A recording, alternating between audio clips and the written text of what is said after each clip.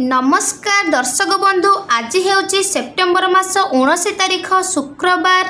आपण मानक पई नहीं आसीछु आज अनेक गुरुत्वपूर्ण खबर जहाँ आपण माने जानिबा निहाती जरूरी। वीडियो टिके गोटे लाइक करने सह अन्य मानक सह शेयर करंतु एवं आम चैनल को सब्सक्राइब करंतु।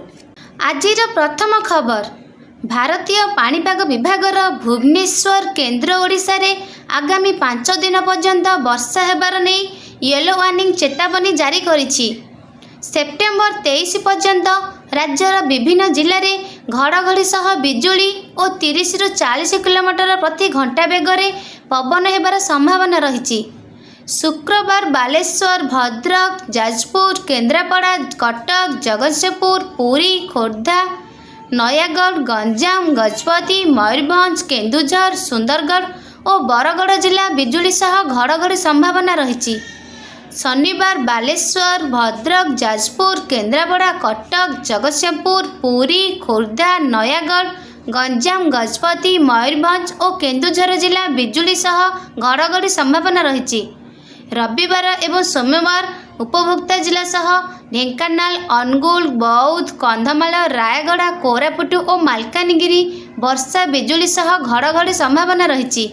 सेहीपरि मंगलवार उपभोक्ता जिला सह सुंदरगढ़, झारसुगुड़ा, बरगढ़, संबलपुर, देवगढ़, सोनपुर, नुआपड़ा, बलांगीर, कलाहांडी और नवरंगपुर सह घड़घड़ी संभावना रही।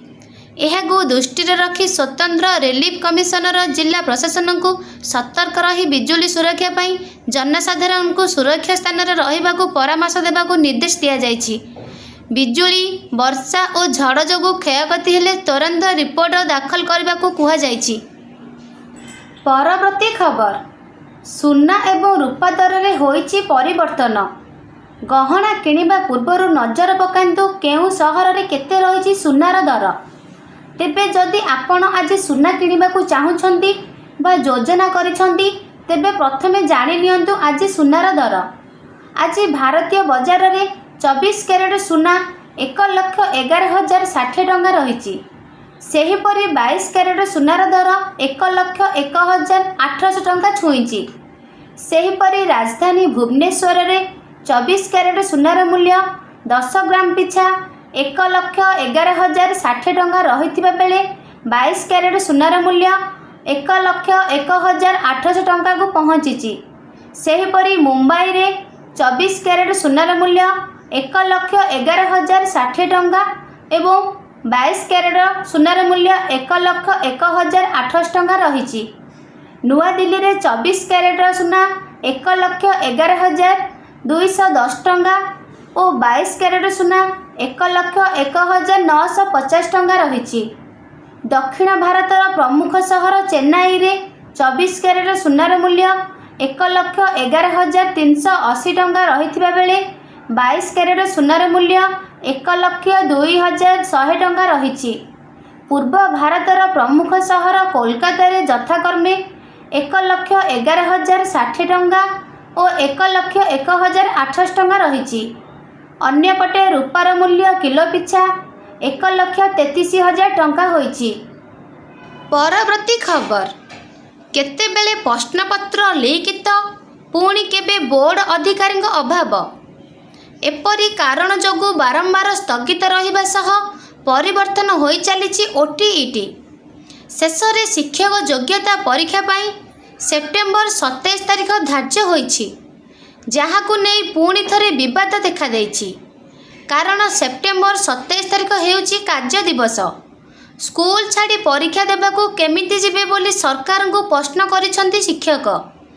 हेले आज सरकार सुनाइछंती चरम बाणी। सीधा सीधा कहिसंती सेप्टेम्बर 27 तारिख रे ही हबो ओटीईटी। परीक्षा तारीख कौन सी परिवर्तन न करबाकू स्पष्ट करिसंती विद्यालय और गणशिक्षा मंत्री नित्यानंद गंड। गणशिक्षा मंत्री उत्तर पर शिक्षक द्वंद्व बढ़िबा सह छात्र छात्री चिंता बढ़ी। कारण प्रथम रु अष्टम श्रेणी पिला अर्धवार्षिक परीक्षा सेप्टेम्बर 22 रे आरंभ होई सेप्टेम्बर 27 जाए चलिबो। जदि शिक्षक माने 27 तारिख रे परीक्षा देबाकू जिबे तेबे किए करिबो स्कूल पिलांको परीक्षा परिचालना। ସେପଟେ କିଛି ଦିନ ତଳେ ସୁପ୍ରିମକୋର୍ଟ ଶିକ୍ଷକ ଯୋଗ୍ୟତା ପରୀକ୍ଷାକୁ ବାଧ୍ୟତାମୂଳକ କରିଛନ୍ତି। ଯେଉଁମାନେ ଶିକ୍ଷକ ହେବା ପାଇଁ ଆଶାୟୀ ସେମାନେ OTET ଯୋଗ୍ୟତା ହାସଲ କରିବାକୁ ଅନିବାର୍ଯ୍ୟ। ଏଥିସହ ଯେଉଁମାନେ ଶିକ୍ଷକତା କରୁଛନ୍ତି ସେମାନେ ମଧ୍ୟ ପଦୋନ୍ନତି ପାଇଁ OTET ଯୋଗ୍ୟତା ହାସଲ କରିବାକୁ ବାଧ୍ୟତାମୂଳକ। ଯଦି ଏହି ଶିକ୍ଷକମାନେ 2 ବର୍ଷ ମଧ୍ୟରେ OTET ଉତ୍ତୀର୍ଣ୍ଣ ହେବେ ନାହିଁ ସେମାନେ ବାଧ୍ୟତାମୂଳକ ଅବସର ନେବେ। ଗୋଟିଏ ପଟେ ସର୍ବୋଚ୍ଚ ଅଦାଲତ ଛାଟ ଓ ଅନ୍ୟପଟେ କାର୍ଯ୍ୟ ଦିବସରେ ପରୀକ୍ଷା ଯୋଗୁଁ 75,000 ଶିକ୍ଷକ ଚିନ୍ତାରେ ଦିନ ଗଣୁଛନ୍ତି। ନିଜେ ପରୀକ୍ଷା ଦେବେ ନା ସ୍କୁଲ ପିଲାଙ୍କ ପରୀକ୍ଷା ପରିଚାଳନା କରିବେ, ଯାହା ଉତ୍ତର ପାଇପାରୁନାହାନ୍ତି ଶିକ୍ଷକ। ଓଲଟି ଗଣଶିକ୍ଷା ମନ୍ତ୍ରୀ କଡ଼ା ଅଭିମୁଖ୍ୟ ଶିକ୍ଷକକୁ ଅଧିକାରୀ ଚାପଗ୍ରସ୍ତ କରୁଛି।